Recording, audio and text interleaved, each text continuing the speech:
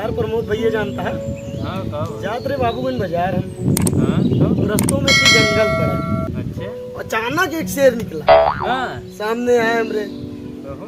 हाँ, निकाले अपन कटवा, हाँ ओकरे बाद मारे एक गोली में साला मरी। हाँ, बंदूक से यार केहू भी मार सकत है। हम जात रहे ही अंतु बजरिया, अच्छा।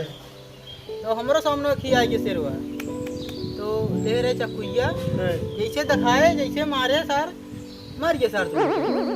इतने चक्कू अब यार तो हाँ दू जने के बहुत सुन ली, छुरा कट्टा बंदूक तो केहू मार दी थे। मऊ जात रहे एकदम अमरपुर बाजार, हम बड़का जंगल में पड़त ना है, हाँ तो वहीं से निकला शेर था। तो जैसे हमारे ऊपर दौड़त, हम कहे रोक रोक रोक, ससुर कना तू जंगल का राजा होई के तू नंगे घूमत है।